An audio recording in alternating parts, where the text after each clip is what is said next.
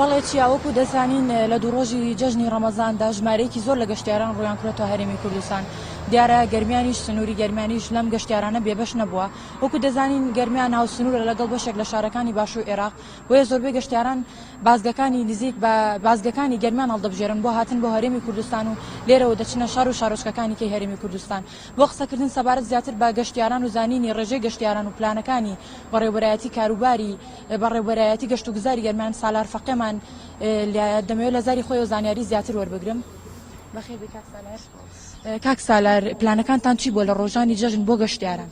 دیارە ئەو پلانانەی ئەمە کە پێشوازی گەشتیاران ساڵانە سابتە و چەند تیمێکمان هەیە، تیمی بازگەکانمان هەیە و لەگەڵ تیمی بەداداچون بۆ شوێنە گەشتیارەکان. تیمی بازگەکان کاریانەوەیە پێشوازی لەو گەشتیاراناکەن کە لە ڕێگەی بازگەکانەوە داخلی هەرێمی کوردستانە بن. وەکو خۆتانەزانن گەرمیان هاوسنوورە لەگەڵ عێراقا و ئەو زۆربەی و گەشتیارانی کە داخلی هەرێمی کوردستانە بن بۆ ناوچەی گەرمیان و سلێمانی لە ڕێی بازگەکانی ئێمەوە داخلە بن.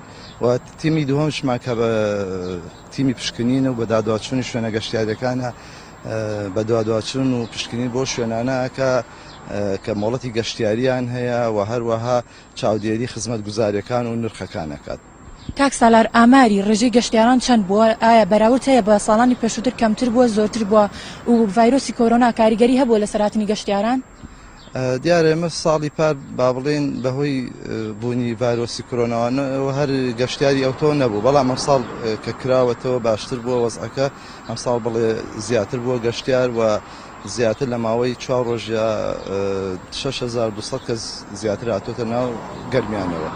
کاک سالار، لە شارەکانی کە هەرێمی کوردستان بەهۆی داخستنی چێشتخانەکانەوە گەشتیاران زیاتر گلەی ئەوەیان هەبوو. ئەم بڕیارە لە سروری گەرمیانیش جێبەجێ کرا؟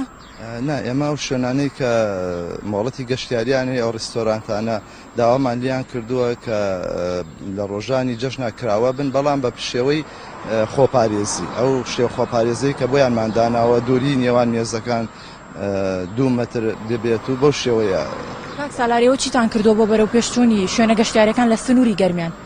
دیارە ئێمە خۆی لە ساڵانی ڕابردووە چەند پرۆژەیەک تەقدیم کراوە، بەڵام بەهۆی شەڕی داعش و دوایەوە ئەو حاڵەتە ئابووری بەسەر هەرێمی کوردستان هاتە پرۆژانە وەستاون. ئێستا ئەو پرۆژانە هەندێکیان هەیە تا ساڵ 23-24 لێ ڕۆشتووە، ئیدامەیان نەدەین هەندێکیان و هەندێکیانش داوامان لە کەرتی تایبەت کردووە کە بێتە پێشەوە بۆ ئەنجامدانی پرۆژە.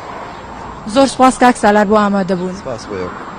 بەڵێ چیامە تەواوی زانیاریەکان بوو بە سەبارەت بە هاتنی گەشتیاران بۆ سنووری ئیدارەی گەرمیان. بەڵێ ژیان، سپاس بۆ خۆت و بۆ میوانەکەش و بۆ خستەڕۆی زانیاریەکە.